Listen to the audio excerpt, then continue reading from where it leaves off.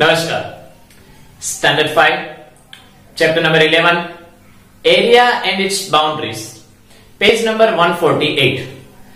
Practice time. Friends, उस practice time में आपको कुछ क्वेश्चंस दिए गए हैं। उस क्वेश्चंस को इस एक्सरसाइज में, इस लेक्चर में हम देखेंगे। First one, Arbaaz plans to tile his kitchen floor with green square tiles. Arbaaz है वो अपने इस किचन फ्लोर को टाइल्स लगाना चाहता है। किचन फ्लोर में टाइल्स लगाना चाहता है ग्रीन कलर की। Each side of tile is 10 centimetre. उसके पास जो टाइल है वो 10 सेंटीमीटर की है। His kitchen is 220 centimetre in length and 180 centimetre in wide. उसका जो किचन है, ये समझो उसका किचन है वो 220 सेंटीमीटर की लेंथ है उसकी और 180 सेंटीमीटर की उसकी विड्थ है। How many tiles will he need? तो उसको कितनी टाइल्स चाहिए होगी? I friends, each side of tile 10 centimeter, मतलब टाइल की सभी साइड 10 सेंटीमीटर की है। अभी सभी साइड इक्वल है, मतलब वो टाइल स्क्वायर शेप में है। ओके, सभी साइड की लेंथ एंड विड्थ सेम है। तो मान लीजिए कि वो 10 सेंटीमीटर की टाइल इस तरह से लगी। ये 10 सेंटीमीटर यहां पे, 10 सेंटीमीटर यहां पे, 10 सेंटीमीटर की यहां पे और 10 सेंटीमीटर की यहां पे, तो एक टाइल लग गई। तो अभी यहां पे लेंथ में, सिंपल हम लेंथ की बात करें तो लेंथ में कितनी टाइल चाहिए होगी? उसने एक टाइल अगर हम प्लेस करते हैं, अगर हम एक टाइल रखते हैं तो 10 सेंटीमीटर की लेंथ कवर की, तो ऐसे कितने सेंटीमीटर है? 220 है। तो 0 0 निकाल दो, क्या बचा? 22। यहां पे आपको ऐसे कितनी टाइल रखनी पड़ेगी? 22। अगर यहां पे आप इस तरह से 22 टाइल रख दो तो लेंथ कवर होगी। इसी तरह से विड्थ में देखने जाए तो सेम ईयर 0 0 कट हो गए, तो कितने बचे? 18। तो यहां पे आपको 18 टाइल रखनी है। कितनी टाइल रखनी है? 18। तो विड्थ में आपको 18 टाइल रखनी है, लेंथ में आपको 22 टाइल रखनी है। मतलब नंबर्स ऑफ, हम क्या लिखेंगे? Numbers of tiles, numbers of required tiles is equal to 22 multiplied by 18. Simple, 22 multiplied by 18. क्यों 22 multiplied by 18? क्योंकि लेंथ में हमको 22 टाइल चाहिए, विड्थ में हमको 18 टाइल चाहिए। तो दोनों का मल्टीप्लाई करेंगे, लेंथ इंटू ब्रेथ। तो 22 का 18 के साथ मल्टीप्लाई कर दो, आपको आंसर मिल जाएगा। 8 2 16, 8 2 16 and 1 17, 0 1 2 2, 1 2 2 प्लस 6 9 3। आपको मल्टीप्लीकेशन आता है। तो 396 टाइल्स। हमको कितनी टाइल्स चाहिए?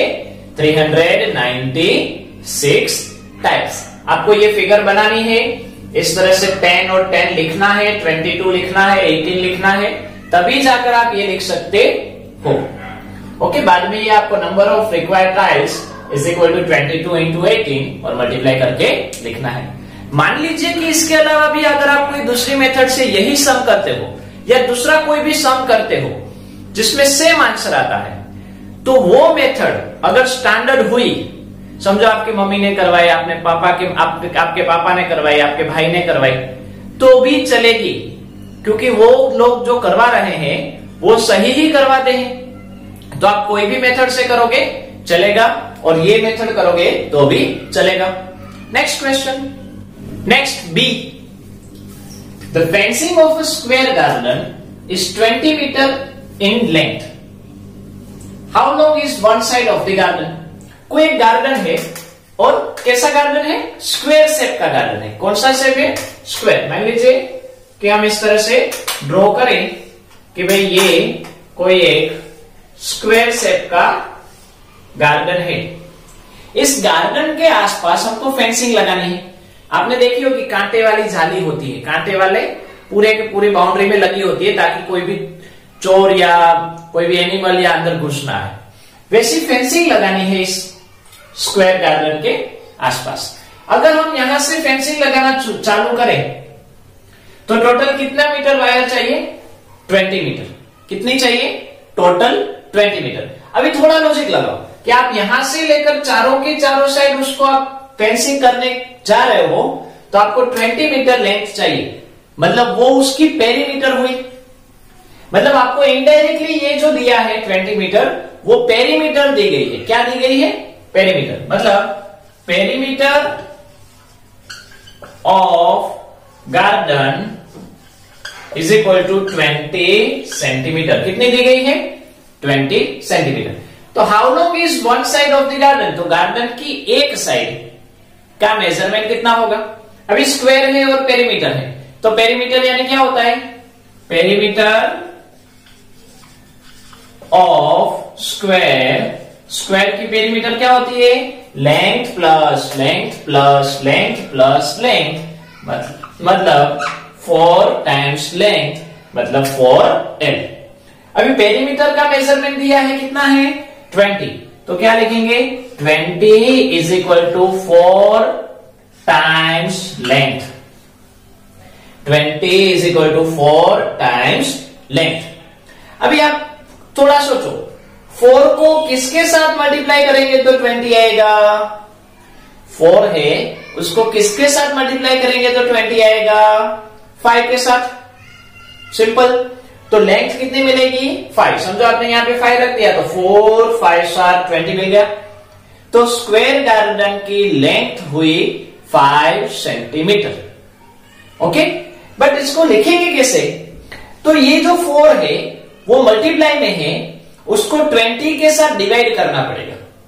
20 के साथ 4 को डिवाइड करो तब जाकर आपको लेंथ मिलेगी। जैसे हमने किया कि 4 को किसके साथ डिवाइड करेंगे तो 20 मिलेगा, सॉरी 4 को किसके साथ मल्टीप्लाई करेंगे तो 20 मिलेगा। उसी तरह 20 डिवाइड बाय 4 करेंगे तब जाकर लेंथ मिलेगी। लिखना इस तरह से, 20 और 4 डिवाइड में चले जाएंगे। अभी 20 डिवाइड बाय 4 करोगे तो क्या आंसर आएगा? 5 सेंटीमीटर। ओके, नेक्स्ट क्वेश्चन दिया गया है, a thin wire 20 centimetre long is formed into a rectangle. आपके पास कोई एक थिन वायर है जिसकी लेंथ है 20 सेंटीमीटर, मतलब कोई एक 20 सेंटीमीटर का एक थिन वायर है, पतला सा वायर है, और उसमें से आपको रेक्टेंगल बनाना है। ओके, अभी उस रेक्टेंगल में if the width of the rectangle is 4 centimetre. अभी हम रेक्टेंगल बनाते हैं, चलो ना, कि मान लीजिए कि आपको इस तरह से उस थिन वायर में से कोई एक रेक्टेंगल बनाना है। ये आपने रेक्टेंगल बना दिया। कितना सेंटीमीटर लॉन्ग है? 20। मतलब यहां पे भी आपको इनडायरेक्टली पेरीमीटर दी गई है कि भाई perimeter of rectangle is equal to 20 centimeter. अगर if the width of the rectangle is 4, इसकी जो विड्थ है वो 4 सेंटीमीटर अगर हो तो व्हाट इज इट्स लेंथ? तो उसकी लेंथ कितनी होगी? तो फ्रेंड्स देखो, ये लेंथ है तो ऑपोजिट भी लेंथ ही होगी। ये 4 सेंटीमीटर है तो ये भी 4 सेंटीमीटर ही होगा। ये 4 है तो ये भी 4 होगा। ये लेंथ है तो ये भी लेंथ होगी। तो यहां पे आपको क्या दिया गया है? Perimeter of rectangle is equal to, हमारा फॉर्मूला क्या है? या हम लिखें length plus 4 plus length plus 4, sum of all sides. Perimeter दी गई है, कितनी है? 20। तो क्या लिखेंगे? 20 is equal to 4 and 4 8 plus 2 times length. L and L क्या हो जाता है? 2L। ओके, अभी फ्रेंड्स देखो, ये जो 8 है ना, उस 8 को हम इस साइड लाएंगे, इक्वल के इस बाजू लेकर आएंगे। तो 8 को अगर हम इक्वल के इस बाजू लाएंगे ना तो वो 20 में से माइनस होगा। तो 20 में से 8 को माइनस करो तो यहां पे तो जैसे 2L जैसे है वैसे ही रखेंगे। 20 में से 8 माइनस किए तो क्या रहा? 12। अभी देखो यहां पे हमने कैसे किया था? 4 के टेबल में 20 कब आता है? वैसे ही 2 के टेबल में 12 कब आते हैं? 6 आर। तो लेंथ क्या मिलेगी? 6। लेकिन लिखेंगे कैसे? इस 2 को डिवाइड में जाने देंगे तो लेंथ कितनी मिलेगी? 6 सेंटीमीटर। तो length of the thin wire is 6 centimetre. फिर से यहां पे रेक्टेंगल में आपको 20 सेंटीमीटर जो दिया गया है वो क्या है? A thin wire 20 centimetre long, एक थिन वायर है 20 सेंटीमीटर का बड़ा, उसमें से आप रेक्टेंगल में उसको डाल रहे हो, मतलब वो पेरीमीटर आपको दी गई है। फिर perimeter means sum of all sides means length plus 4 plus length plus 4। तो लेंथ एंड लेंथ 2 बार हुई, मतलब 2 टाइम्स लेंथ हुआ। 4 प्लस 4 8 हुए। ये 8 जो है उसको हम इक्वल के इस साइड ले आते। देखो आप इक्वल के ये राइट साइड में है, हमने उसको इक्वल के लेफ्ट साइड में ले आए, मतलब वो माइनस हो गया। तो 20 में से 8 सब्ट्रैक्ट करेंगे तो 12। फिर यहाँ पे 2 के टेबल में 12 कब आता है? 6 आता।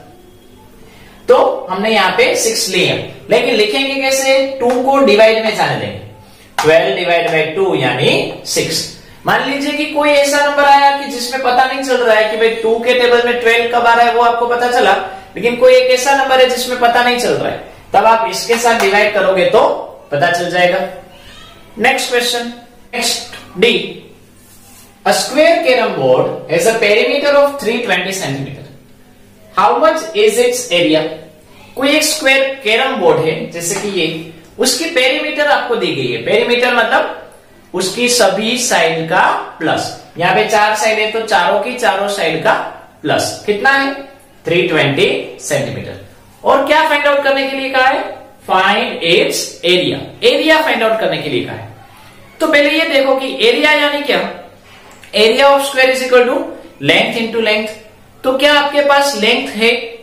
नहीं, आपके पास लेंथ तो नहीं है, आपके पास क्या है? पेरीमीटर है।